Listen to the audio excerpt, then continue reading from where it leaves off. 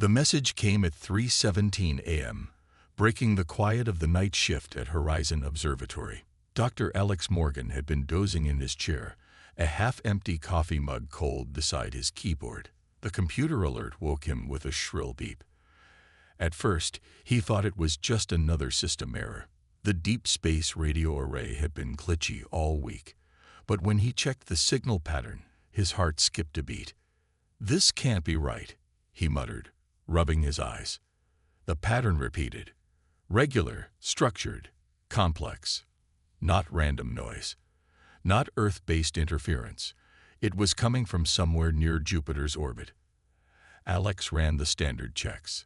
This wasn't a pulsar, not a quasar, not any known astronomical phenomenon.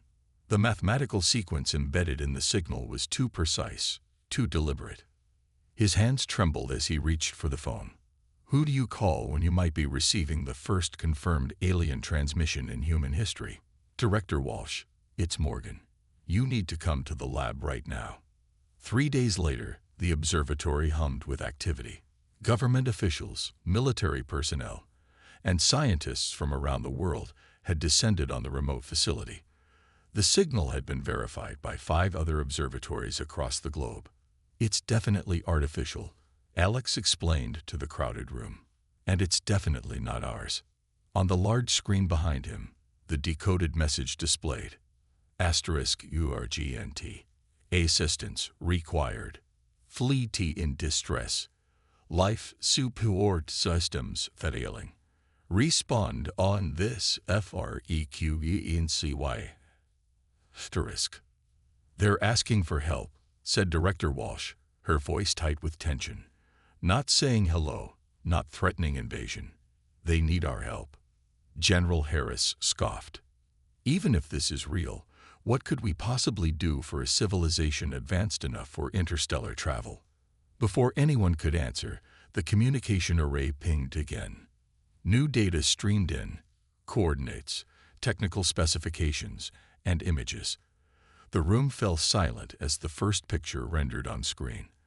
A massive fleet of ships, clustered behind Europa, Jupiter's icy moon. They're hiding, Alex whispered.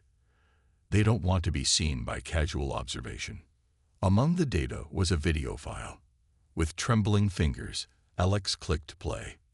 The screen filled with the image of a being that was clearly not human. Tall and slender with iridescent blue-gray skin, 4 arms, and large, compound eyes that reflected light like diamonds. It spoke, and the computer translated. I am Admiral Trell of the Viridian Fleet. Our dimensional drive has catastrophically failed. We carry the last survivors of our world. Our systems fail. Our resources deplete. According to our scans, your species possesses problem-solving abilities that may help us survive. This breaks our non-interference protocols, but we have no choice. We will die without assistance. The room erupted in chaos. Arguments broke out between factions. Some wanted immediate military response. Others advocated scientific caution. A few suggested ignoring the message entirely. In the commotion, Alex slipped out. He needed quiet to think. On the observatory deck, under the vast night sky, he made a decision. He pulled out his phone and dialed a number he hadn't called in years. Jack, it's Alex Morgan. Remember how you always said you wanted to be part of something important? Something bigger than all of us. He paused, looking up at the stars. How fast can you get to Colorado? Across the solar system, aboard the flagship of the Viridian Fleet, Admiral Trell stood before his council. The emergency lights cast a dim blue glow over the gathered officials. The humans have received our message, he said. They are primitive, yes, but our scans show remarkable adaptive intelligence. Unlike our carefully planned evolution, they developed through chaos and struggle. Can they truly help us? Asked his second-in-command. Their technology is thousands of years behind ours. Admiral Trell looked at the holographic display of Earth, a swirling blue marble of life. Sometimes, old friend, the simplest perspective can solve the most complex problem. We must hope this is such a case, because if not, Our journey ends here. Jack Reed stared at the alien fleet images on Alex's tablet. His weathered face, lined from years of desert sun and late nights in engineering labs, showed no surprise, just focused interest. "So, they're stuck," Jack said simply. "And they think we can help." They sat in Alex's tiny office at the observatory. Outside, government vehicles continued to arrive. Soon, the place would be completely locked down. "The world's best minds will be working on this," Alex said. "But you know how these things go. Committees, security protocols, politics.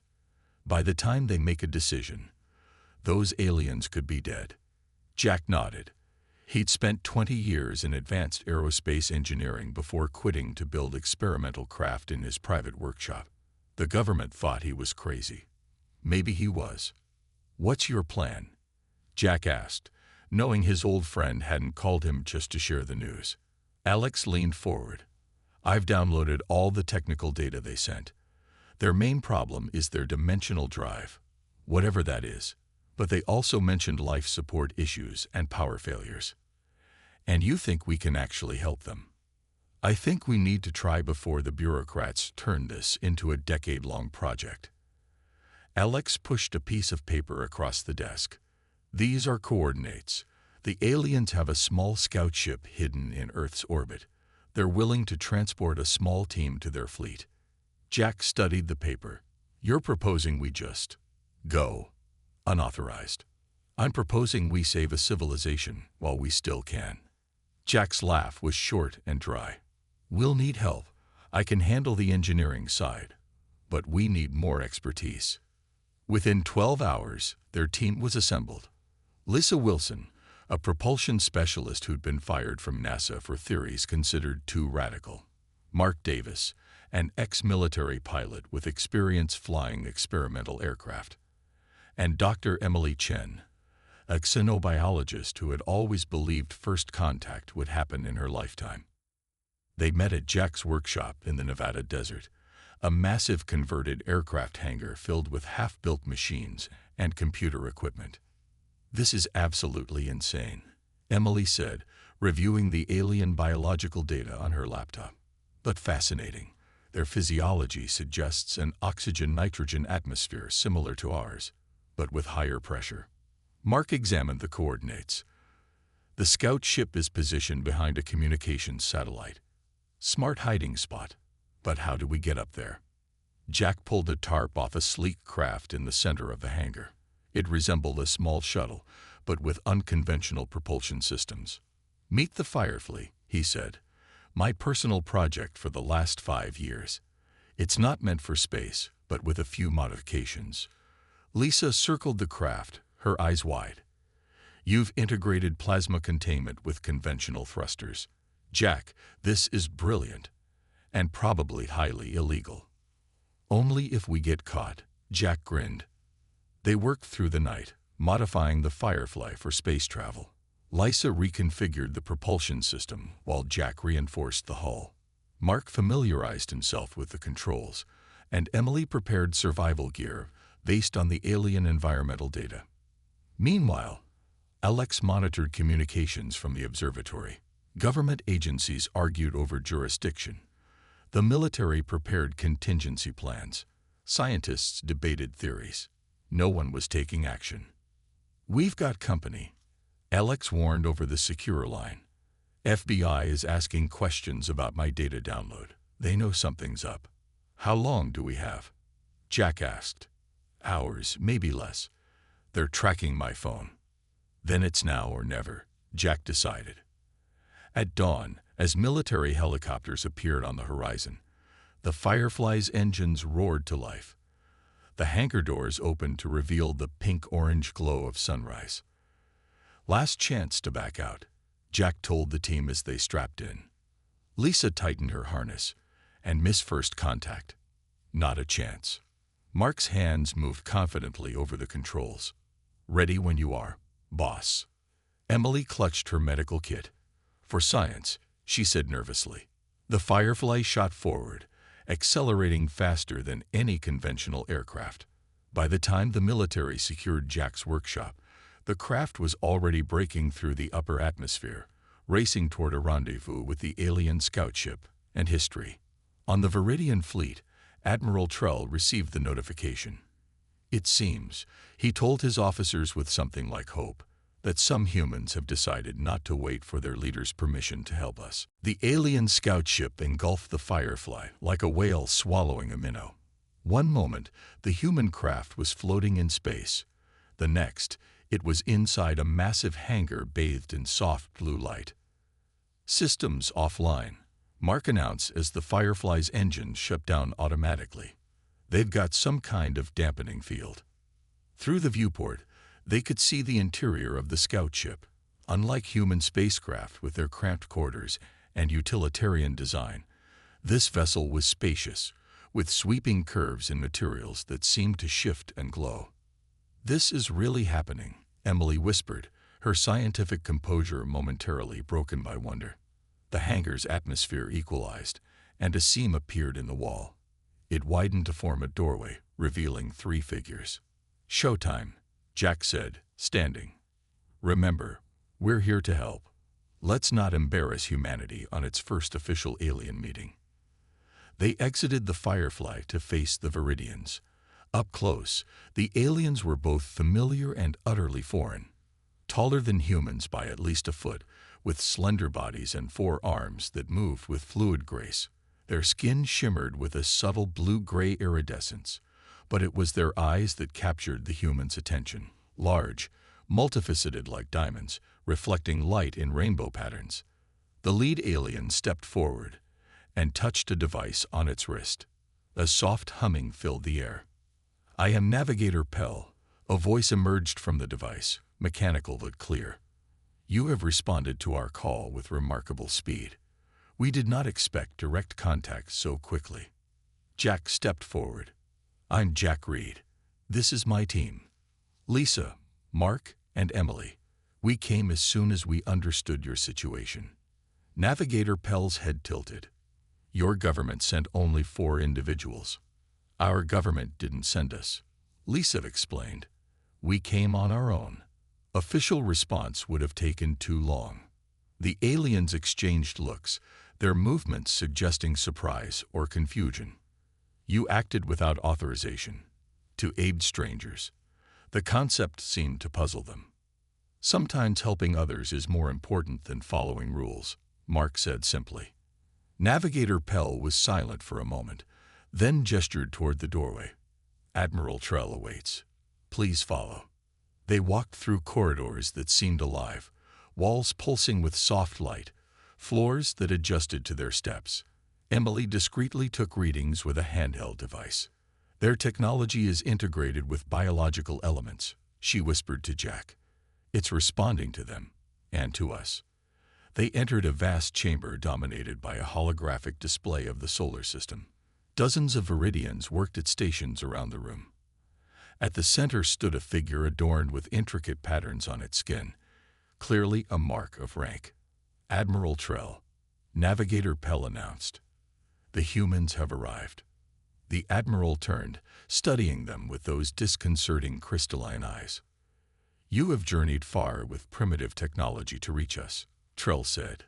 "This shows courage or foolishness, perhaps both." "Sometimes they're the same thing," Jack replied with a slight smile. The Admiral made a gesture that might have been amusement. "Indeed. Come, see our predicament." The holographic display shifted to show the fleet. 47 massive ships clustered in the shadow of Europa. Many showed red warning indicators. "Our dimensional drive failed during transition," Trell explained. "It should have moved our fleet instantly across vast distances. Instead, it stranded us here and damaged our systems in the process." Lisa studied the hologram intently. "Your power cores are failing." "Yes. 3 ships have already lost life support. We've evacuated their populations to the remaining vessels, but it is a temporary solution. Without the dimensional drive, we cannot continue our journey or sustain our people." "Why contact Earth?" Emily asked. "Surely our technology is primitive compared to yours." Admiral Trell touched a control, and a new image appeared. a DNA-like structure, but with unfamiliar patterns. Our species engineered itself for harmony and stability over many generations. We excel at maintaining complex systems, but struggle with novel solutions. Our scans of Earth communications reveal that humans, while technologically limited, possess remarkable adaptability and creativity born from your chaotic evolution. Jack exchanged glances with his team. You're saying you need our human perspective, our improvisation skills. Precisely, Admiral Trell confirmed. Your species sees connections where we perceive only obstacles. We have all the technical knowledge required, but lack the conceptual breakthrough. Will you help us find it? Jack looked at the massive fleet on the display, thousands of lives hanging in the balance. Show us everything, he said. We'll find a way. The command center of the Viridian flagship became the humans' temporary home. Admiral Trell had assigned them a section equipped with food synthesizers programmed to create Earth-like nutrients and sleeping pods adjusted to human physiology. 3 days had passed since their arrival. 3 days of studying alien technology so advanced it seemed like magic. I feel like a caveman trying to understand a nuclear reactor, Mark said, rubbing his tired eyes. They sat around a circular table covered with holographic schematics of the dimensional drive. The device was massive, a spherical chamber at the heart of each ship filled with swirling energy that defied conventional physics. Lisa hadn't slept more than a few hours since they arrived. The principles are beyond our current understanding, but the mechanics are surprisingly elegant. Jack nodded. That's what bothers me. Their technology is beautiful, perfect even. Too perfect. What do you mean? Emily asked, looking up from her notes on Viridian biology. Human technology is messy. We patch things, we find workarounds, we make do with what we have. Jack traced a finger along the holographic schematics. Their systems have no redundancies, no jury rating. When something breaks, they have no backup plan. Chief Engineer Morris, their Viridian liaison, entered the room. Unlike most Viridians, Morris seemed to appreciate human humor and had quickly developed a rapport with the team. We've prepared the simulation chamber, Morris announced. You can now experience a virtual model of the dimensional drive at work. The simulation chamber was a room where reality itself seemed fluid. When they entered, they found themselves standing inside a miniature version of the drive. Energy coiled around them in mesmerizing patterns. Beautiful, Lisa whispered, reaching out to touch a strand of energy that flowed past her fingers. The drive creates a fold in space-time, Morris explained. When functioning properly, it envelops the fleet in a bubble that can traverse vast distances instantly. Jack walked around the model, studying it from all angles. Show us the moment of failure. The simulation shifted. The harmonious energy patterns suddenly fractured, sending shards of light in all directions. Freeze, Jack commanded. The simulation paused. He pointed to a spot where the energy flow had begun to destabilize. There, that's your problem. The initial fracture started at this junction. Morris's eyes reflected surprise. How did you identify that so quickly? Our engineers spent weeks analyzing the failure. Jack smiled. I've seen a lot of things break in my time. Machines tend to fail in similar ways, no matter how advanced. Lisa moved closer to the frozen simulation. The drive requires a specific type of exotic matter to maintain stability, right? Correct, Morris confirmed. Our reserves were depleted during the malfunction. Emily, who had been quietly observing, suddenly perked up. Wait, your species evolved in a system with different elemental properties than ours.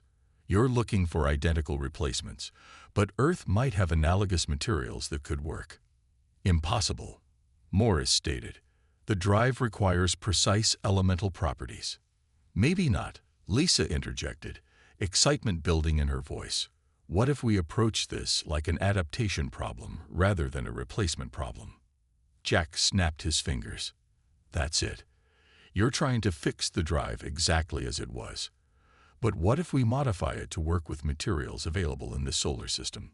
He turned to the simulation and began making adjustments, his hands moving through the holographic interface. "Lisa, what if we reconfigure the containment field to accommodate hydrogen isotopes instead of their exotic matter?" Lisa caught on immediately, and use Earth's rare earth elements as stabilizers. They worked frantically, adjusting the simulation while Morris watched in growing amazement. The drive's configuration changed before their eyes, becoming less elegant but more robust. "There," Jack said finally. "Try running the simulation now."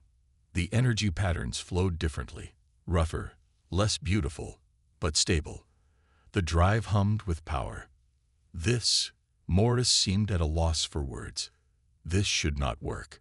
You violated several principles of drive design." "But it does work," Lisa said triumphantly. "The question is," Mark added, "can your engineers build it? And can Earth provide the materials we need?" Jack turned to Morris. "We need to speak with Admiral Trell. We found a solution, but it's going to require something your people might find difficult." "What is that?" Morris asked. Jack smiled. "Cooperation with the primitive humans on a global scale. We need resources, lots of them, and fast." And Lisa added, "We need your engineers to accept that sometimes an ugly solution that works is better than a perfect one that doesn't." The simulation continued to run, its imperfect but functional energy flow illuminating their faces with hope. Back on Earth, chaos reigned. The sudden disappearance of the Firefly and its crew had not gone unnoticed. Satellite footage of their ascent into orbit and subsequent rendezvous with the alien scout ship leaked online. Within hours, the story spread worldwide. General Harris stood in the Pentagon's Situation Room, surrounded by screens showing military movements across the globe. Several nations had already launched spacecraft toward Jupiter's moon Europa, where the alien fleet remained hidden. Russia has deployed 3 armed vessels. China has launched something we can't even identify.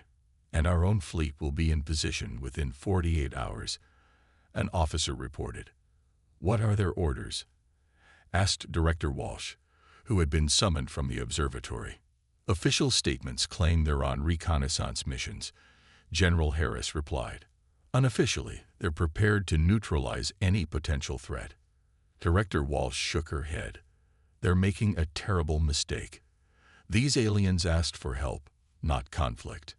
4 civilians stole classified information and made unauthorized contact with an unknown alien force," General Harris countered. "For all we know, they've been compromised or worse."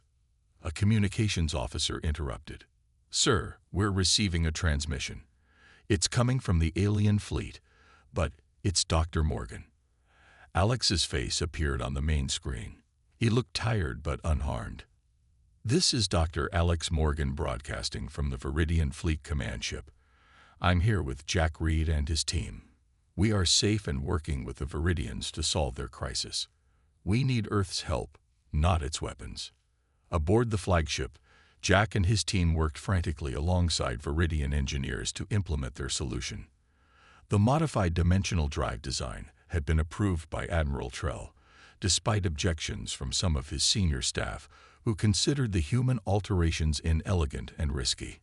"Life support on the crestfallen horizon has failed completely," reported an officer.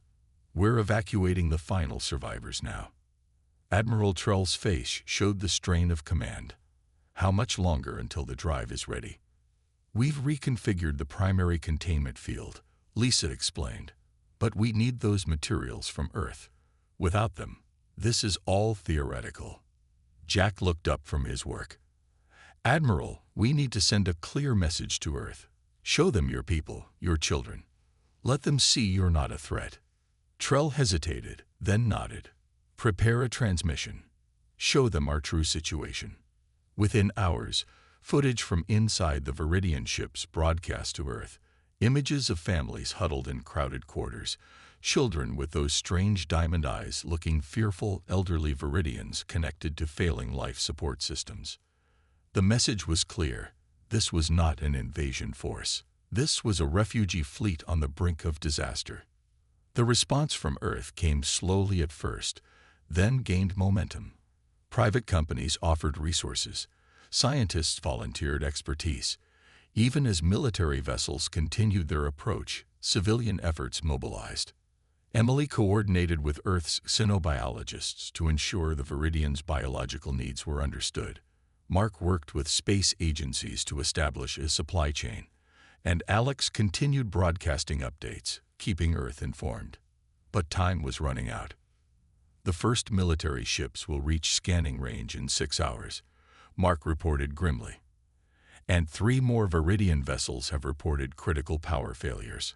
Lisa hadn't slept in over 30 hours. Her hands trembled as she calibrated equipment. The supplies from Earth won't arrive for at least 12 hours. We can't wait that long. Jack looked around the engineering bay where dozens of Viridians worked alongside them. Their movements were precise, efficient, but lacking the urgency the situation demanded. "You're all working too carefully," he announced suddenly. "We need to take shortcuts." Chief Engineer Morris looked alarmed. "Shortcuts violate safety protocols." "Safety protocols won't matter if we're all dead," Jack replied bluntly. "We need to be reckless right now. Creative. Human." The Viridians exchanged uncomfortable glances. Jack grabbed a tool and climbed onto the main drive housing. "Let me show you how humans solve problems when there's no time left." He began reconfiguring connections, bypassing safety systems, creating makeshift patches that would have horrified any proper engineer, alien or human. "This is how we landed on the moon with computers less powerful than a modern toaster," he called out. "This is how we survive when things go wrong. We improvise." Slowly, the Viridian engineers began to follow his lead. Their elegant movements became more urgent, more chaotic, more human. Admiral Trell watched from the doorway, his expression unreadable. "Will this work?" he asked Lisa quietly. She managed a tired smile. "It doesn't have to work forever. It just has to work once." The Viridian flagship hummed with unusual energy. Where once the alien crew had moved with precise, almost synchronized movements, now chaos reigned. Inspired by Jack's approach, they had abandoned their careful protocols for something more human. "Bypass the tertiary safety circuit," Jack called out, his shirt stained with sweat and a strange blue fluid from the drive components. "We don't have time to do this properly." Chief Engineer Morris, who had initially resisted such recklessness, now worked feverishly beside him. The tall alien had adapted remarkably to the human way of problem-solving. "The containment field is unstable," Morris reported, "but holding within acceptable parameters." "Acceptable parameters," Jack laughed. 3 days ago, you would have shut everything down at half these readings." Morris made a sound that might have been a chuckle. 3 days ago, I had not met humans. Lisa monitored the incoming supply shuttles from Earth. The first wave had arrived. Emergency shipments of rare Earth elements, hydrogen isotopes, and other materials they needed. Civilian spacecraft from 7 nations had responded to their call, racing past military vessels still approaching with unknown intentions. "We've got the first shipment secured," she announced. "Rare Earth processing has begun." In another section of the ship, Emily worked with Viridian medical staff. 3 more vessels had lost life support, and survivors crowded the remaining functional ships. "Their physiology is remarkably resilient," she told Mark as they distributed modified oxygen converters. "But they can't sustain these conditions much longer." Mark nodded grimly. "The military fleet will be in weapons range in less than 2 hours. We're cutting this very close." Admiral Trell entered the crowded medical bay. Despite the crisis, he maintained a dignified presence, though Emily had learned to read subtle signs of stress in the way his secondary arms twitched occasionally. "Your people continue to surprise me," Trell said, observing the human-designed oxygen converters. "These devices are crude but effective." "That's humanity in a nutshell," Mark replied. "Crude but effective." Trell's crystal eyes reflected the emergency lights. "For countless generations, my species has engineered itself for perfect harmony. We eliminated traits deemed disruptive. impulsiveness, intuition, the willingness to take uncalculated risks. He gestured around the chaotic medical bay. We gained much, but I see now what we lost. Emily adjusted a converter for a young Viridian child. Different evolutionary paths. You optimized for stability. We optimized for adaptation. Your species is very young, Trell observed, barely spacefaring. Yet you possess wisdom we have forgotten. An alarm sounded throughout the ship. Trell touched a communication device on his wrist. The military vessels have increased speed, he reported. They will arrive sooner than expected. In the engineering bay, Jack and Lisa worked with renewed urgency. We need more power to the containment field. Lisa shouted over the increasingly loud hum of the drive. Jack wiped sweat from his brow. Divert power from life support on decks 3 through 7. They'd been evacuated anyway. A young Viridian engineer hesitated. That violates every safety protocol. I know, Jack interrupted. Do it anyway. To his surprise, the alien complied immediately, moving with a quickness he hadn't seen before in any Viridian. Chief Engineer Morris approached him during a brief pause in the work. I have been studying your species through your global information network. You call it the Internet. Jack raised an eyebrow. Finding anything interesting? You have a concept called humor, Morris said. It seems especially prevalent during crisis. I do not fully understand it. Jack couldn't help laughing. It's how we cope with fear. Speaking of which, he pulled a small flask from his pocket and offered it to the alien. Another human tradition during emergencies. Morris cautiously accepted the flask, analyzed it with a small device, then took a careful sip. His eyes widened. This is unpleasant, yet stimulating. Exactly, Jack grinned. Now you're getting it. Lisa called out from her station. Jack, the modified drive is reaching stability. I think it's working. Throughout the ship, Viridians and humans paused in their work. The distinctive vibration that had plagued the fleet since their arrival was changing, smoothing out into a steady pulse. Jack placed a hand on the main drive housing, feeling the power flowing through it. What they had created wasn't beautiful or elegant by Viridian standards. It was a patchwork of alien technology and human improvisation, cables where there should be integrated circuits, manual controls replacing automated systems, primitive Earth materials substituting for exotic elements. But it worked. Admiral Trell's voice came over the ship's communication system. All vessels, prepare for dimensional drive activation. The humans have done the impossible. As the countdown began, Jack looked at the Viridian engineers surrounding him. Their normally impassive faces showed a new emotion he hadn't seen before. Hope. The dimensional drive pulsed with energy, its glow spreading throughout the Viridian flagship. Jack, Lisa, Mark, and Emily gathered on the bridge with Admiral Trell and his senior officers. Through the main viewport, they could see Earth's military vessels approaching, tiny points of light against the vastness of space. All ships report ready for dimensional jump, announced Navigator Pell. Modified drive systems are functioning at 89% efficiency. Admiral Trell turned to Jack. Your solution lacks the elegance of our original design, but it possesses something more valuable: adaptability. Sometimes the prettiest solution isn't the best one, Jack replied with a tired smile. Just the one that keeps you alive. The Admiral nodded, then addressed his crew. Prepare for jump in 30 seconds. Lisa studied the readouts nervously. The drive is stable, but I'm not sure it can transport the entire fleet at once. The power drain might be too much. Then we'll do it in stages, Jack suggested. Split the fleet, send the most damaged vessels first. Admiral Trell considered this for a moment. A logical solution. But there is another option. He looked out at the approaching Earth ships, then at the humans who had saved his people. Perhaps not all of us should leave. A murmur ran through the bridge crew. What do you mean? Emily asked. For millennia, our people have traveled alone, avoiding contact with other species. We believed our isolation protected our culture, our way of life. The Admiral's crystal eyes seemed to soften. But in our quest for perfection, we lost something essential: the chaos that drives growth and innovation. He gestured to the humans. In mere days, you solved a problem our finest minds could not approach in months. Not because you are more intelligent, but because you think differently. Trell touched a control panel, and a new set of coordinates appeared. I propose a division of purpose. Half our fleet will continue to our original destination.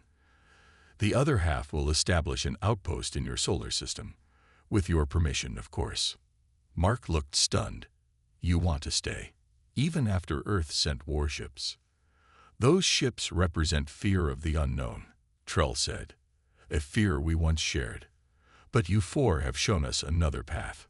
The countdown reached 10 seconds. Throughout the fleet, the modified drives hummed with power.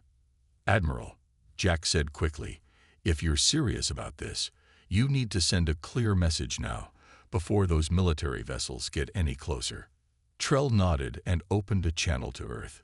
His voice broadcast to every receiving station on the approaching ships and to ground control centers worldwide.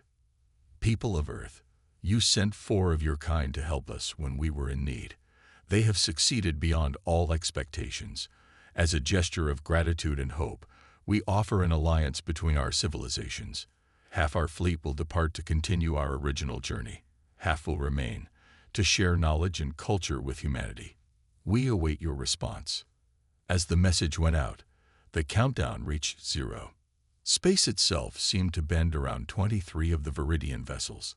Light twisted, stretched, and in a flash that temporarily blinded Earth's sensors, they were gone, transported across the galaxy by human ingenuity and alien technology. The remaining 24 ships powered down their drives and waited. For tense minutes, there was no response from Earth. The military vessels continued their approach, weapon systems active. Then a single message came through from Earth's United Nations. We accept your offer of friendship. 1 year later, Jack stood on the observation deck of the new human Viridian research station orbiting Mars. Beside him, Chief Engineer Morris observed as construction drones assembled the framework for the first joint species vessel. Still think our designs are inelegant? Jack asked with a grin. Morris made the chirping sound that humans had come to recognize as Viridian laughter. I have learned to appreciate human improvisation, though your color schemes remain baffling. The ship taking shape before them combined the best of both civilizations, Viridian efficiency and human adaptability. Its engines would use principles from the modified dimensional drive, capable of reaching nearby star systems in weeks instead of decades. On Earth below, Viridian knowledge had already begun transforming human society. Their medical technology had cured several previously untreatable diseases. Their environmental systems were helping reverse climate damage. In return, humans shared their music, art, literature, and their unique way of looking at problems. Lisa joined them on the deck, carrying a tablet with new engine specifications. The test results came back even better than expected. Turns out our ugly solution had advantages we didn't even realize. Jack nodded, watching as the ship's distinctive hull plates were installed.